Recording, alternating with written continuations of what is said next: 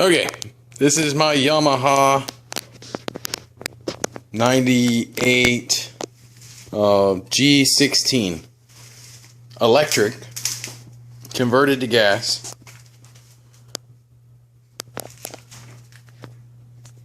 Body's not too great. Now, this process took me some time. There's a handful of things I did and had to do to make it happen. And for anybody that wants to do one of these or decides they want to do it, it's really cool. I used originally I started with one of those Harbor Freight gx390 clones, the 13 horse Honda motors. This is an actual genuine Honda motor, but it has the recoil from the other one.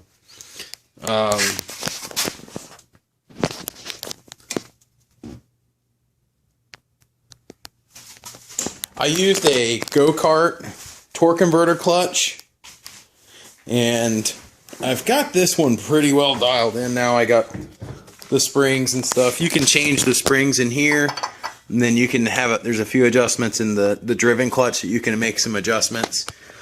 I had to actually get a steel plate. It's actually for the smaller engines like the gx200s. And I had to adapt it to the 13. I used the steel one because I had an original aluminum one, and you know, this engine, the 13 horse engine, just makes too much power, and it actually broke. It broke this at one point, and that was under stress. I was under engine braking. I let it out of the throttle, and then I punched it again, and it just snapped it right off.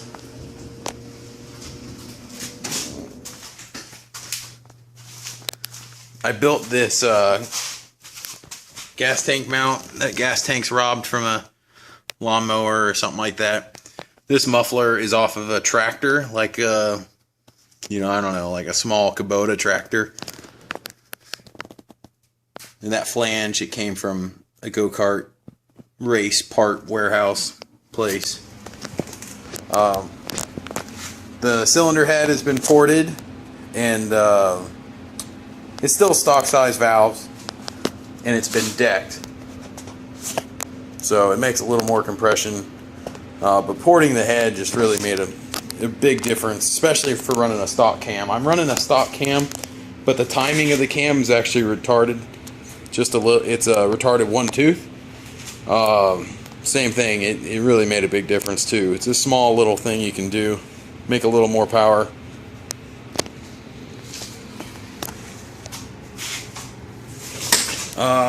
The rear sprocket that I put onto the shaft where the electric motor is, right here, that's I believe a 12 tooth, and then the front drive sprocket is a 17 tooth. So I went up because the rear end's actually like a 12-to-1 gear ratio.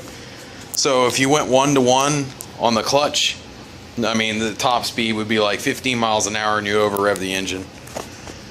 But this way, top speed is like 36 miles an hour, something like that, at 6,000 RPM.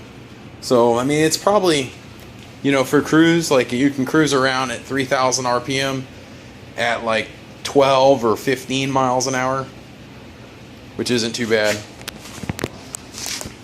Here's my throttle setup. This is this factory governor arm, and I just put this little piece of stuff. This cable came from ATV or something goofy, I don't know. And I just welded a nut, you know, just like you have on brakes on a bicycle. Welded that on top of this, and it's got a hole in it. So it's like a jam nut to hold the cable. And then it's got a handful of return springs on it just in case. And then I drilled that hole in the valve cover, you know, for the vacuum, or for the pulse, for the fuel pump. This fuel pump, where it's mounted, it's It's really good. It does fine. I don't have any trouble. It's a little bit of a, if it's empty, if it runs out of fuel and it's completely empty, you have to prime the carburetor in order for it to pump, to start pumping fuel and draw fuel again. So that's the only thing. If it does run out of fuel, you will have to prime the carburetor or start it on starting fluid and feed it a little bit until you get fuel back up into it. But other than that, it works fine. And it comes out of the bottom of the tank here. There's a little filter. So I mean, even though that pump is up, it seems to be fine, and it draws straight up out of it without a problem. But zoom out. It's just a plate, just like a go-kart. You may not be able to see.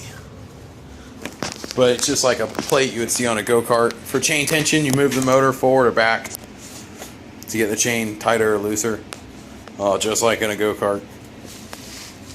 And then the clutch and everything, the whole assembly stays on the engine. So the exhaust sounds pretty good. It's kind of loud. With this video, I'll have a small little bit of it. Seats, not perfect. The back tires are in good shape. The front tires are not that good. Now you could increase the tire size. You could lift this, like they do on a lot of them. But you would definitely have to mess with the gearing. With the gear it's got right now, you'll just drive through the belt. The motor's got too much power for that belt with taller tire to deal with. So, had to get one of these filters because the frame's so close. With the other engine I had, it actually, the cylinder head, it came off of it at a 90 degree instead of this like 45. So I had a different filter on it before. But that Harbor Freight engine, the only issue is you take every single piece that needs to not fail or have trouble. That's what fails in them. The valve train, you just can't rev them real high. If you rev them 5,000 RPM or so, it's probably fine. But if you rev 6,000 or 7,000, you're gonna bend the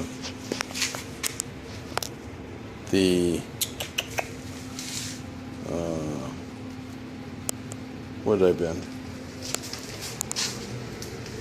The rocker arm studs. That's what I bent on mine.